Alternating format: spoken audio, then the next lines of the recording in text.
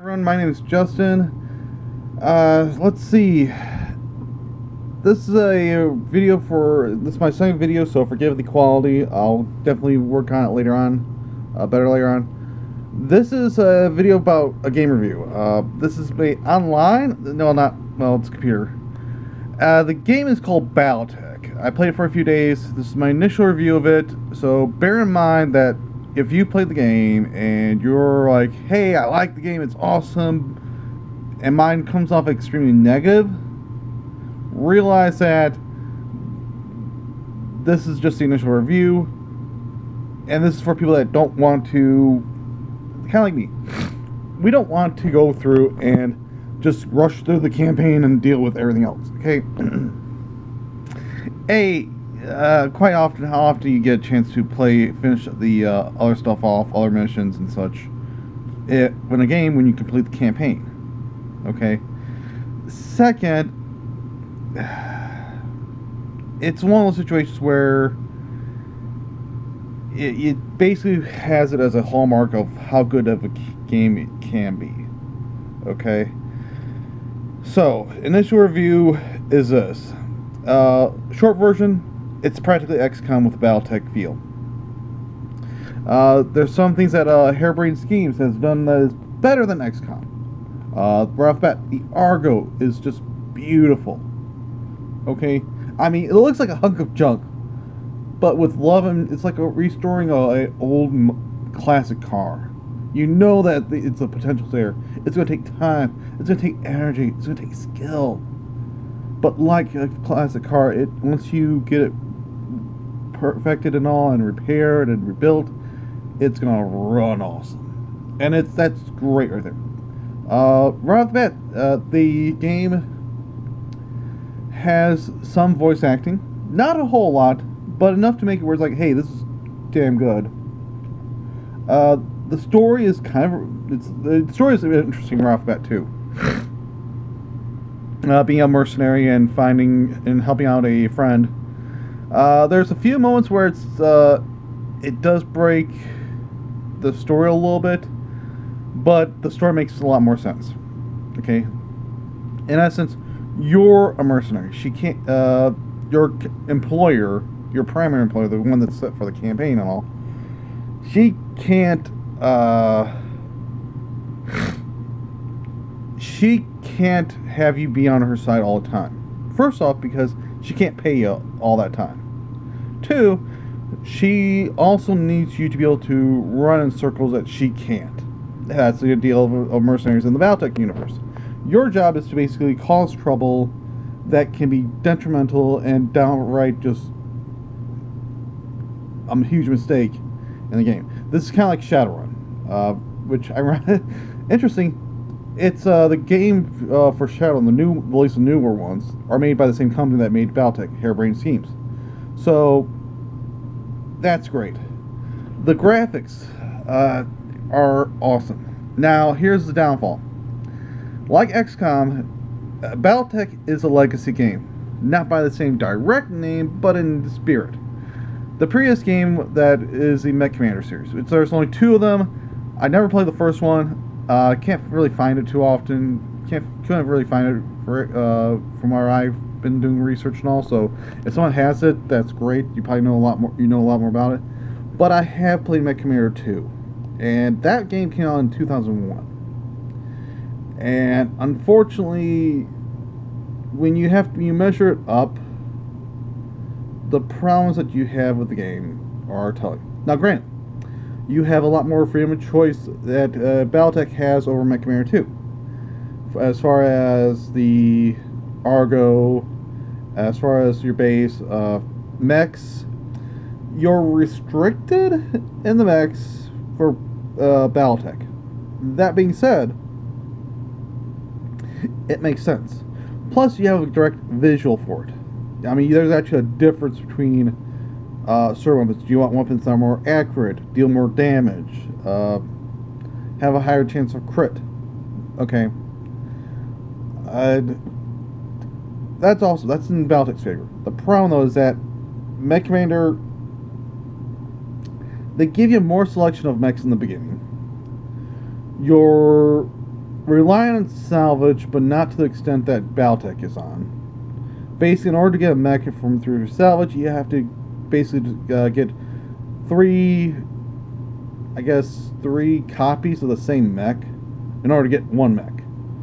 And Commander 2, you just have to make sure either A, get a pilot there that can get into the mech quickly, or B, buy it afterwards. And that's the Discord chat, so give me a few minutes. Now, here's the thing. Graphics-wise, yes, BattleTech blows it out of water, but you're looking at 16 years plus of development code and all, and it's not fun. Okay. The other area that is neutral. Here's the problem. A lot of stuff that BattleTech has that is unique to it is neutral. Okay. The idea of a four mech lance. Okay, that's not bad, but you're also vastly outnumbered at times. You are at minimum, at the beginning of the game, outnumbered 2 to 1, usually. You might have games where it's like 7 on 4 or 6 on 4, but if you're in a situation where you're at 6 on 4, expect to face some heavy mechs. And I'm not talking some dinky ones either. Right off the bat. And that's, I guess, the other caveat. When you're outnumbered and all, it makes certain, you're going to have to go with certain builds. Troop skills. On one hand, it's great. You get to actually, they use skill points. Okay? They use experience and skill points. It's not like MechCommander where it's like 4 abilities and then it just generates the piloting and gunnery skill over time. It actually makes it more, I guess, balanced. Okay? Which wouldn't be too bad, except of the 4 skills, you have piloting, gunnery, guts, and tactician. I'm gonna have to double check if that's the exact names, but that's the general idea. And unfortunately, of the 4, guts is not that great. Okay? You're only to follow pilots, and melee combat sucks. Now, granted, you usually get into melee combat at least once, maybe twice in a game. But the problem is that melee combat is not the end-all be-all. And ironically, and interesting enough, it's one of those situations where piloting is one that's tied to melee combat the most, but guts is not. Guts is interesting. But anyway. But back to the deal. You have 4 pilots. Okay? One of them is definitely going to be your tactician. The tactician is the only one that is mandatory. Okay? You need to have a tactician. So right off the bat, that's going to take up one of your pilot's skills. Okay? Because a sensor lock sucks when it's on you. And it can be useful when it's on the enemy. Especially if it's like, hey, a high speed mech. Now, for the other 3 pilots, and of course the tactician, piloting, how does that come in? Piloting is good. Now, it basically deals with maneuvering your guy around a little bit. And it does have the ability where if you take their deal, you can get an extra evade, I think it is. Which is nice. Evasion is your bread and butter for defense. I mean, if you can max out evasion, great, go for it. After that, firepower, gunnery. Gunnery is useful for your frontline mechs. Okay, gunnery and piloting are good for the deal of you want to be able to deal damage. Now, there is the fact that the first ability for it, which is to be able to detect multiple targets at times, up to 3, is useful, but at other times it's also very not useful, because you're basically dividing your firepower and all, which on one hand, that's great. You'll be able to take on 2 guys, especially if it's like, oh, they have evade anyway, and it's like a low chance to hit. But when you have that annoying mech that's knocked down, is like 1 hit point away from being killed and all, and you can't seem to hit it, that's an issue. Now, So you have that one, you have piloting, you have gunnery, you have guts. And for me, initial review is it can be stressful, especially if you invest a lot more of your points in. Now this leads to combat. Combat is a mixed bag. This is, to be quite honest, this is XCOM levels of accuracy and damage. Okay, you hit the target, you deal minimum damage, and it's like, I'm SOL, I'm Bohica. Okay, that's what it comes down to. Now, it can go back and forth, but BattleTech is not just about mechs, it's about vehicles. And it is sad that a vehicle... See, in MechCommander 2, the vehicles were not flimsy, but you could be reasonably confident that 9 times out of 10, you put in a one-on-one fight with a vehicle that's basically the same weight or have the same weapons, you're going to take out that vehicle with your mechs. Doesn't matter how light, even if it's light mech. The problem is that with BattleTech, those vehicles, I have lost count how many times they have dealt pilot injuries, which is a separate stat now. Yes, your pilot could be injured. MechCommander 2, your pilot can't be injured unless the head is taken off. Okay? But in MechCommander and BattleTech, not only can your pilot be injured with pilot injury and all, I've had it quite a few times where I had a pristine mech get nailed with missiles from vehicles, from other mechs, from the turrets, that deals pilot damage. Doesn't deal a whole lot of other damage too, but deals pilot damage.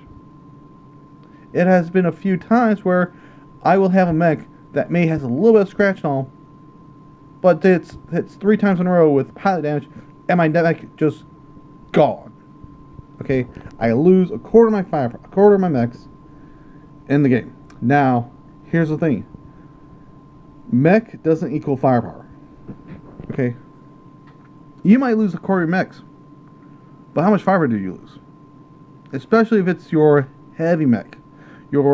Say you have Centurions. And for me, the Centurion, I've roamed up to it. I'm not a huge fan of it still, but for what it does, I like it. Same thing with the Shadowhawk. It's okay. I was more of a fan of the Bushwhacker from MechCommander 2 and the Sensor Mechs, the Raven and such. The Jenner is also nice.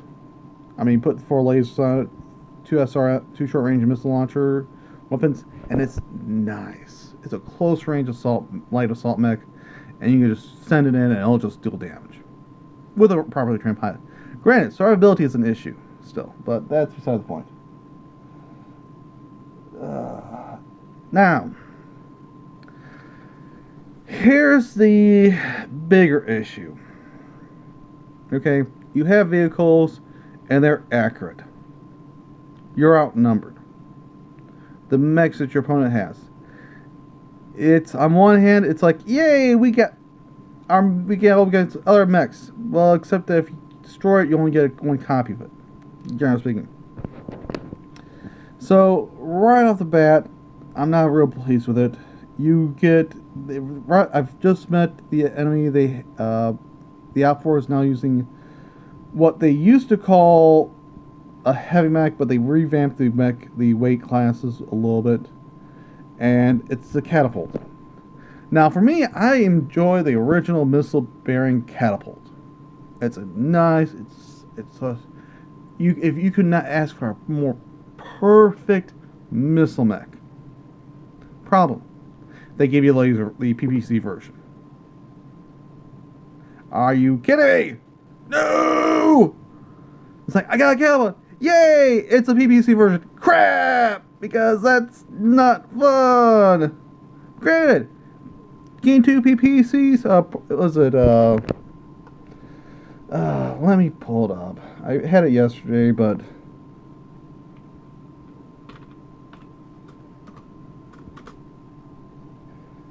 okay. No, that one.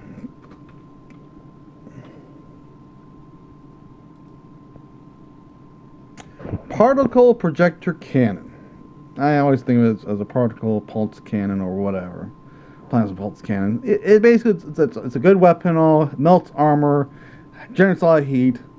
You get 2 of them on it. So it's like on one hand, yeah, I got a sniper, except I already have a sniper. So I'm mixed about it. But initial review, and here's the thing too. You also have the account simulator. Again, neutral. At times, it's great. It's awesome. You'd be able to buy and sell your mech equipment and all. You're able to do whatever you want. Until you get into a mission where, due to bad rolls, you lose your mech basically with all its fancy equipment in the arms, legs, chest, head.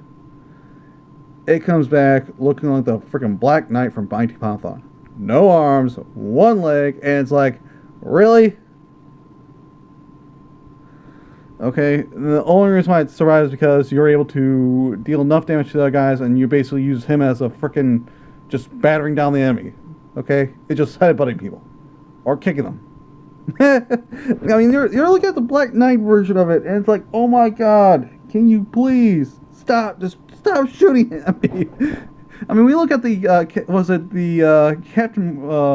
Captain Sparrow, Jack Sparrow deal from Pirates of the Caribbean, where it's like, stop, buddy, holds my back.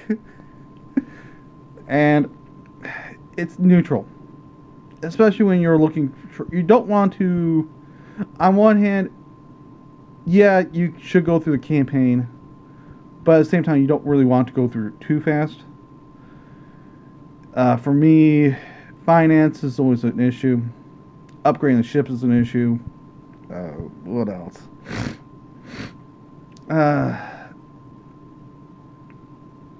Overall, on a grand scheme of things, it's not a perfect game. It's not a 5-star.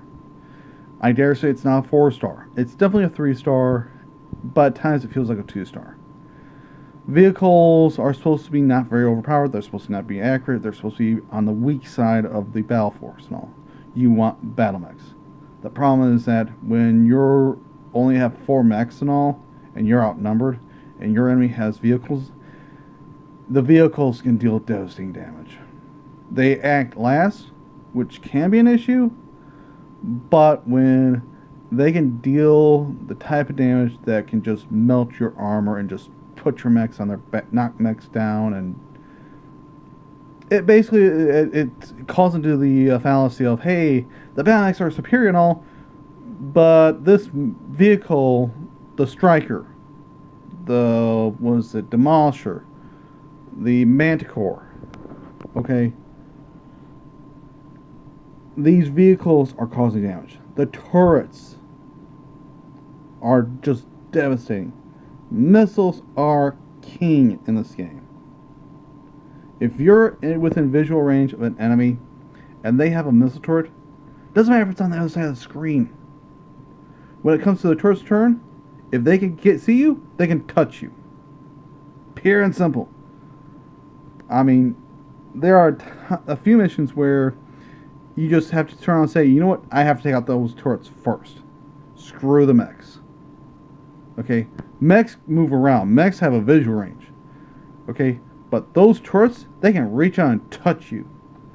If they have line of sight and they can line of sight on you, and it doesn't matter how far away the AC-2, AC-10, the light sniper AC that they have, that turret is devastating.